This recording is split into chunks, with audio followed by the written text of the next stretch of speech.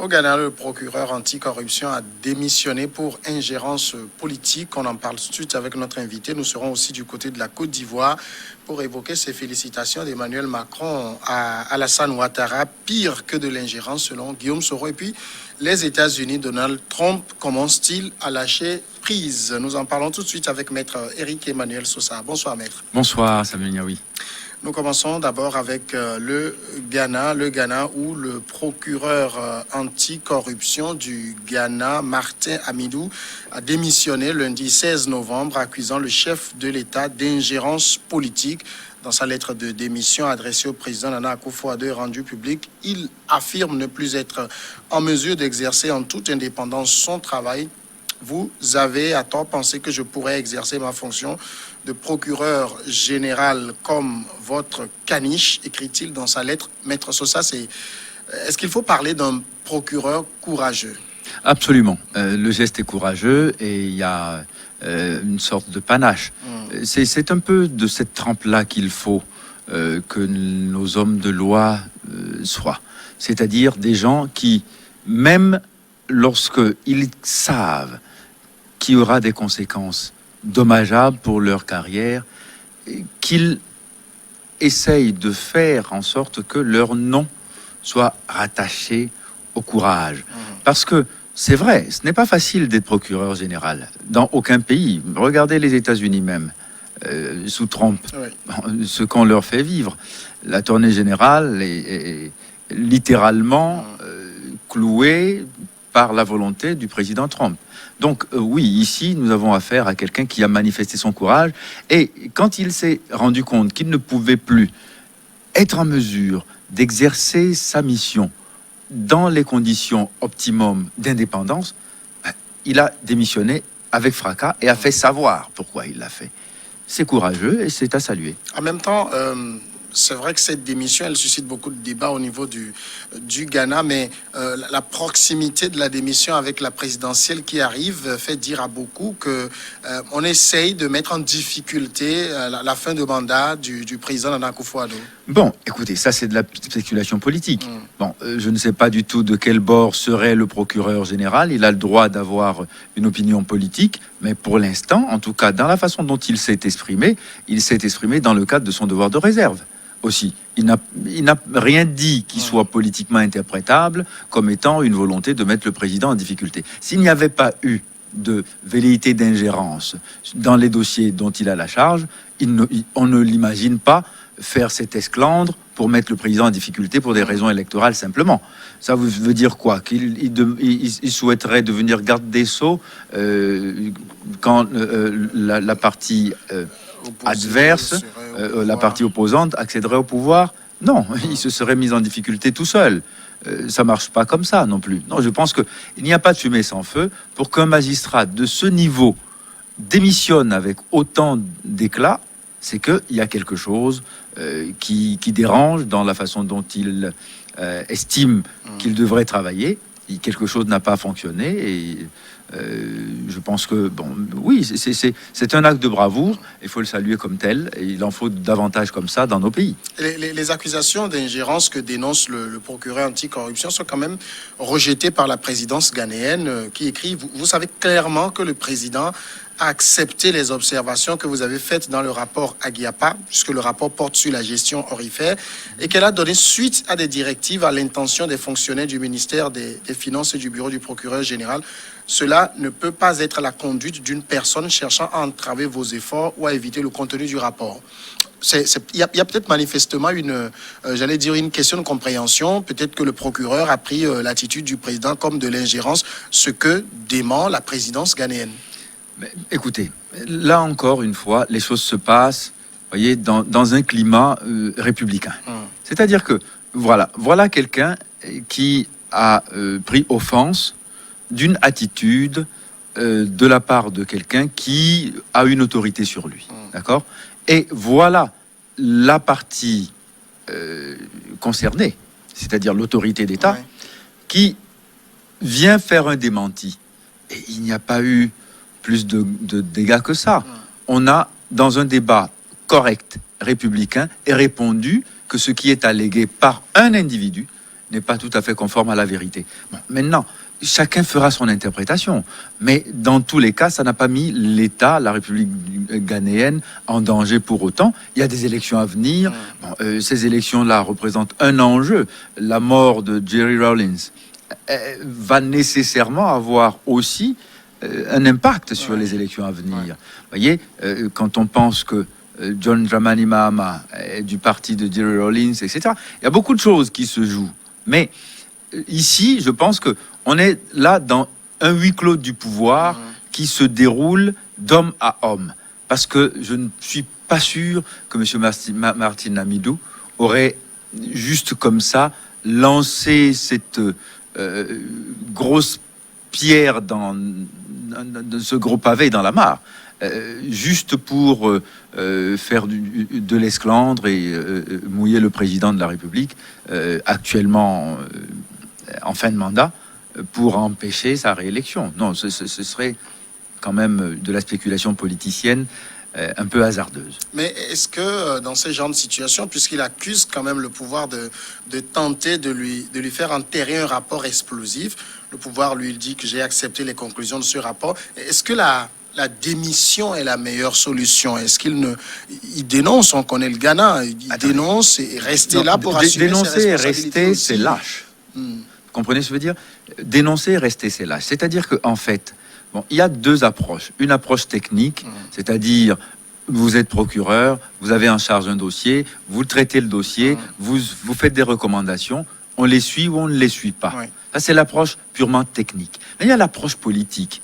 Vous êtes procureur, on vous confie un dossier, vous voulez faire un exemple parce que vous considérez ce dossier comme étant emblématique de ce qu'on dénonce au niveau de l'État comme phénomène de corruption, et on ne vous suit pas. Ou bien vous avez l'impression que quelque part on est en train de vous mettre le bâton dans les roues. Vous le dites avec fracas et là vous posez un acte politique. C'est ce qu'il a choisi de faire.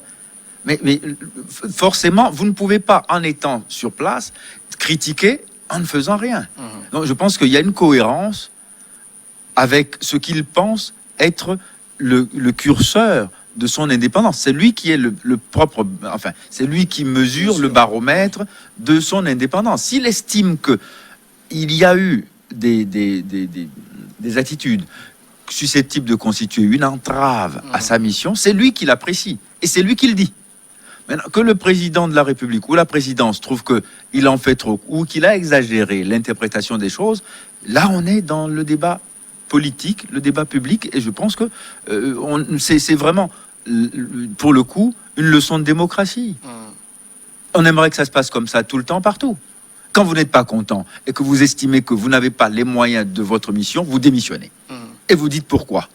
Ça, c'est salutaire. Maintenant, ceux qui sont là tout le temps grognons, en critiquant, mais en ne faisant rien, en se contentant d'avoir les petits privilèges du poste, être bien au chaud, être toujours bien vu, et c'est là où ils deviennent des caniches. Lui, il a dit, je ne veux pas être votre caniche, Monsieur le Président. Aucun homme, à ce niveau, ne prend cette posture à la légère. Mais on vote au Ghana le 7 décembre et le lien est vite fait au niveau de Accra aujourd'hui. Oui, écoutez, à chaque fois, vous savez, on ne peut pas empêcher les gens de vouloir politiser ce genre d'événement. On peut pas. Non, mais sincèrement, je ne pense pas qu'il faille faire à chaque fois ces linéaments. Quand il y a un problème, il faut le gérer de façon technique. Les procureurs généraux, ils décident de démissionner parce qu'ils estiment qu'il n'est pas assez indépendant. Comment? C'est pour des élections, forcément. Et si c'est maintenant qu'il sent que l'accompagnement qu'il attend de la présidence ne vient pas, c'est maintenant qu'il l'exprime. C'est tout. Malheureusement, les analystes politiques sont obligés de voir le hasard de calendrier aussi. Oh oui, écoutez, s'il faut tout faire à l'aune de ce que pensent les analystes politiques, je vous jure que beaucoup de choses ne seraient jamais faites. Beaucoup de choses, dans beaucoup de pays, ne seraient jamais faites. Parce que, non, à tout politiser tout le temps, ça devient fatigant. Parce que, justement, le problème du politique, c'est qu'il est permanemment dans la spéculation. Il est toujours dans le procès d'intention. Voyez-vous ? Et c'est ça qui est dérangeant. Deuxième sujet, c'est la Côte d'Ivoire. Nous parlons maintenant des félicitations d'Emmanuel Macron à Alassane Ouattara, pire que de l'ingérence, selon Guillaume Soro, avant qu'il ne se prononce convenablement. Guillaume Soro voudrait d'abord savoir si le président Emmanuel Macron a effectivement félicité Alassane Ouattara pour sa réélection à la présidentielle très contestée du 31 octobre dernier. Si c'était le cas, Guillaume Soro entend dénoncer une ingérence inacceptable. Maître Sosa, parler aujourd'hui d'ingérence parce qu'Emmanuel Macron félicite Alassane Ouattara alors qu'on sait qu'il y a eu présidentielle au niveau de la Côte d'Ivoire, quel que soit ce qu'on va dire, les gens sont allés voter et que la tradition voudrait qu'à l'issue d'une présidentielle, quand il y a un vainqueur, qu'il soit félicité par ses pairs. Oui, eh bien... Est-ce qu'il y a une ingérence quelque part? Je ne vois pas à quoi cela peut amener à penser qu'il y a ingérence. Si le président du Nigeria félicite Alassane Ouattara, le Nigeria s'ingère dans les affaires de la Côte d'Ivoire. Non mais écoutez, non, Emmanuel Macron, ici il y a un problème. C'est de qui viennent ces félicitations? Elles viennent de quelqu'un qui avait déjà félicité le supposé vainqueur, d'avoir accepté de se retirer du jeu politique pour transmettre le relais à une nouvelle génération, et qui a fait un revirement en décidant de se présenter contre vents et marées, et qui est déclaré élu dans des conditions extrêmement discutables. Voilà le problème. Maintenant, on va dire que le président Macron aussi a pris acte de ce que Alassane Ouattara est déclaré élu, vainqueur de ces élections. Point barre. On passe à autre chose. Autre chose, c'est quoi? La réconciliation de la Côte d'Ivoire. Il faudra la faire quand même, avec Alassane Ouattara aussi, parce qu'on ne peut pas la faire sans lui. Et donc, voilà. On a passé l'étape des élections. On est toujours dans la crise post-électorale, mais en y intervenant de cette manière-là, qui est quand même à minima, hein, parce que, bon, d'abord, il s'est félicité de ce que la rencontre, parce que c'était là aussi hasard des calendriers, bon, on peut en discuter. C'est seulement lorsque les protagonistes majeurs, c'est-à-dire Alassane Ouattara et Konan Bédié, se sont rencontrés, qu'il a dit félicitations, mais je constate que vous vous rencontrez et que bon, ça va être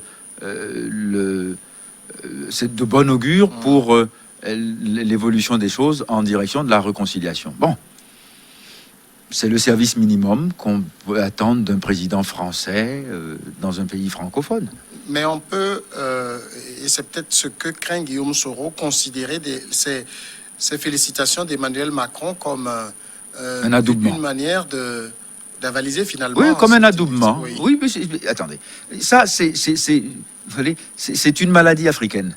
C'est-à-dire que toutes les félicitations peuvent arriver de tous côtés. C'est la félicitation de la France qu'on attend. C'est celle-là qui nous vaut finalement certification.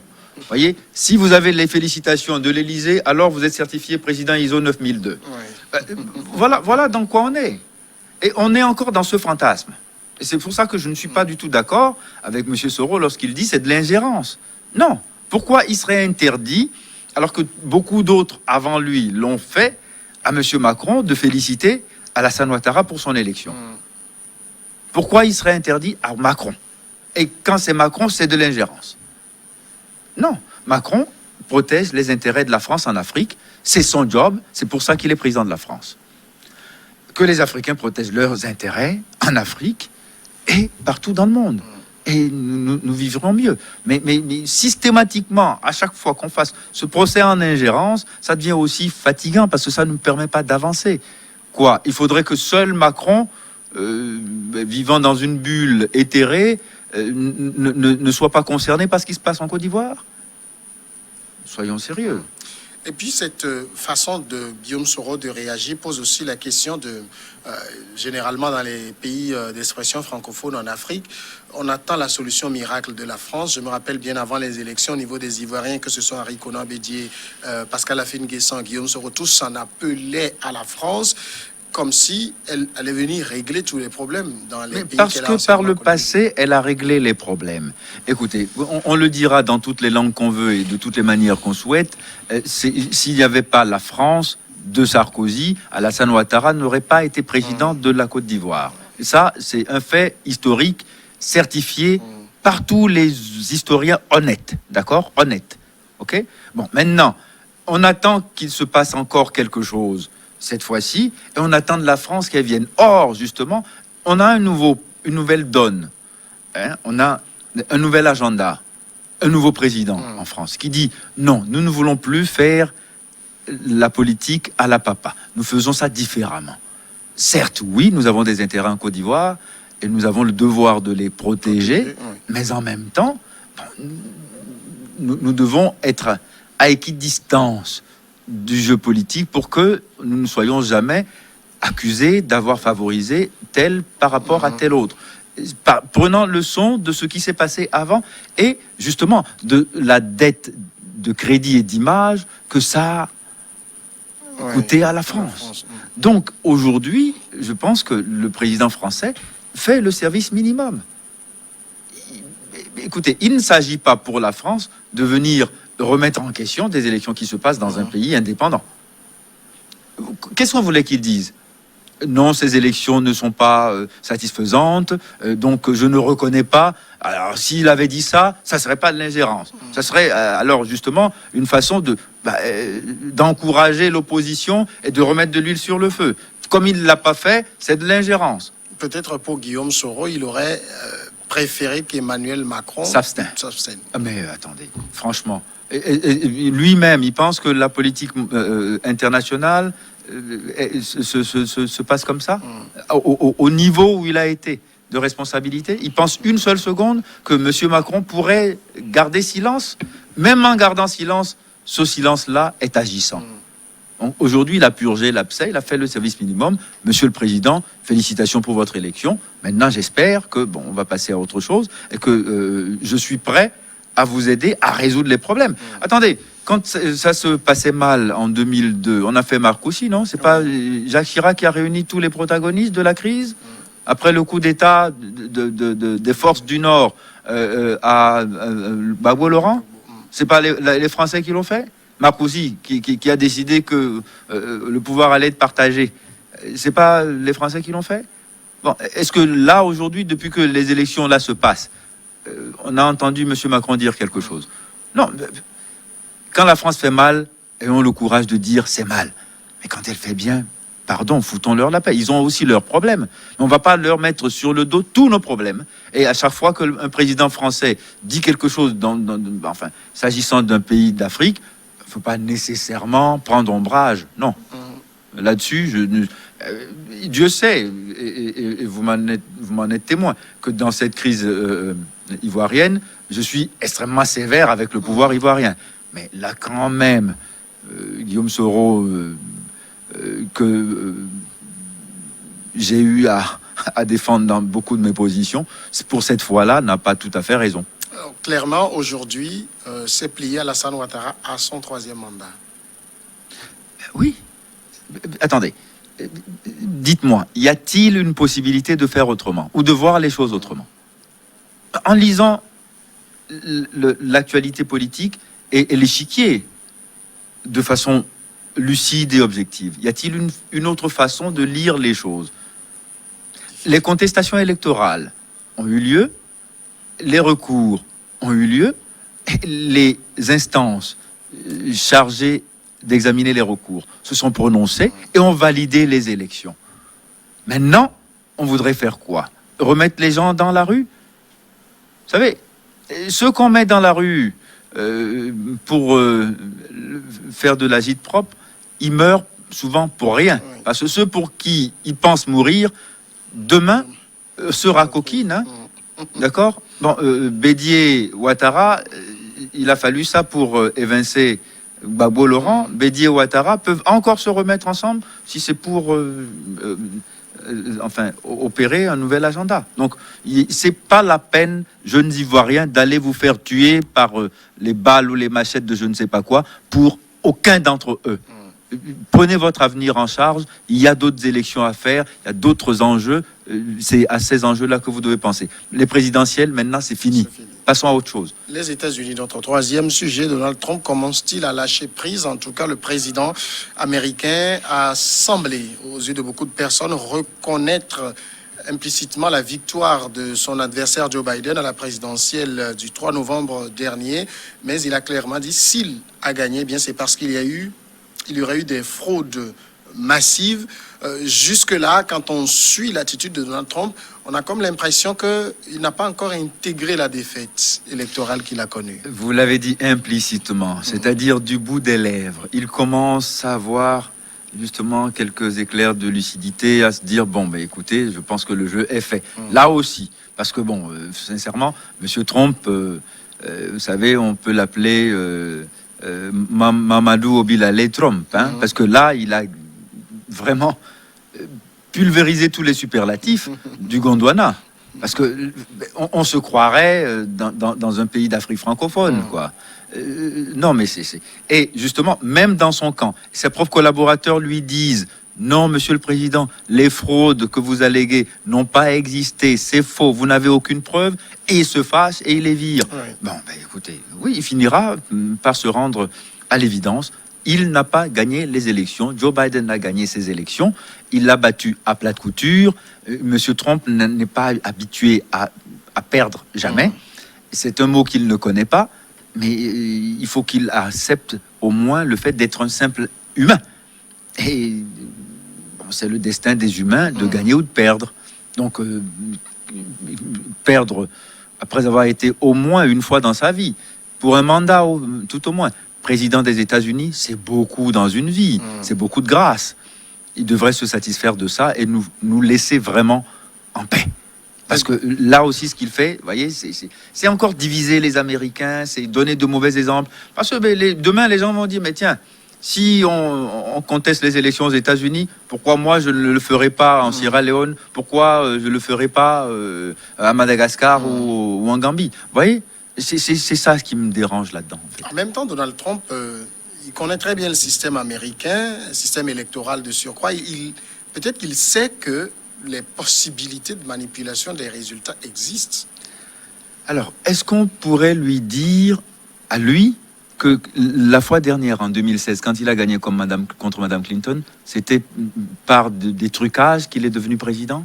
On pourrait le dire de lui? Ça a été allégué avec les ingérences... Les ingérences russes, notamment. Mais il y a actuellement eu un dossier judiciaire sur les ingérences russes. Il était président des États-Unis, il les a empêchés. Voyez-vous? Donc, il est le mieux informé sur la façon de manipuler. Bon, mais contre lui, il y avait des éléments de preuve, et lui n'a aucun élément de preuve pour soutenir les allégations qu'il tient aujourd'hui. C'est ça la différence. C'est que dans son temps et dans son cas, il y avait des éléments troublants, d'autres accablants. Mais lui, aujourd'hui, il est en train de dire, en reposant sur rien du tout, que ces élections ont été gagnées par Biden grâce à la fraude, qu'il le prouve, et on fera les procès qu'il faut pour rétablir la vérité. Des urnes à ce moment-là. Mais il ne s'agit pas de le dire et de le clamer pour que ce soit vrai. Il y croit quand même tellement qu'il a limogé le patron de la sécurité électorale. Qui lui a dit, attention, non, je pense que ces élections sont les plus honnêtes de l'histoire des États-Unis. Mais oui, parce que justement, il ne veut pas accepter qu'à cause de lui, justement, il y a eu une meilleure mobilisation de l'électorat démocrate, justement, de l'électorat noir. À cause de tout ce qui s'est passé sous son mandat, de Black Lives Matter, etc., les hispaniques qui s'est mis à dos en hurlant à tue-tête qu'il allait construire un mur pour empêcher les Mexicains de venir, justement, payés par les Mexicains, ce qui ne s'est pas passé, tous ces gens-là se sont dit, mais non, quand même, avec ce monsieur, nous sommes sérieusement en danger, et se sont mobilisés contre lui. C'est principalement ça. Et son électorat s'est trouvé réduit à la minorité blanche qu'il a voulu à chaque fois manipuler et attiser pour diviser le pays. Mais tout de même, il a il y a 70 millions d'Américains qui ont voté pour lui, mieux qu'en 2016. Oui, c'est ce que je dis. À cause de son système de gouvernance, enfin de son style de gouvernance, il y a eu une plus grande mobilisation de l'électorat adverse contre lui. S'il y a eu 70 millions, il y a 76 millions pour Joe Biden. Oui. Ça fait beaucoup quand même aussi. Mais ça montre que le trumpisme a quand même, en 4 ans, un peu enraciné, malgré tout ce qu'on a dit de lui, comment on l'a présenté, sa base électorale s'est élargie. Vous savez quoi? Je vais vous dire une chose. En matière électorale aux États-Unis, c'est exactement comme Real Madrid et FC Barcelone. Vous pouvez tout faire. Vous n'allez pas renverser la tendance et convertir un aficionado de Real Madrid en supporter de Barcelone quand les deux vont jouer un match, un classico. C'est un peu ça. Donc, on est dans un antagonisme aussi acéré que ça. Donc, c'est à la mort. Ils y croient à fond. C'est pas parce que M. Trump est quelqu'un d'exceptionnel. C'est parce que c'est le candidat républicain. C'est tout. C'est le candidat républicain. C'est tout. Et il a été, de l'aveu de certains républicains, le pire des républicains qu'on ait connu depuis à peu près 50 ans. Voilà. Donc, à partir de ce moment-là, c'est pas son mérite spécial. C'est parce que, les républicains ne veulent pas perdre. C'est tout. Ils ont mobilisé l'électorat républicain pour maintenir un leadership républicain. Point. Maître Sosa, merci. C'est un plaisir. Passons à la pause maintenant et puis après, regard croisé.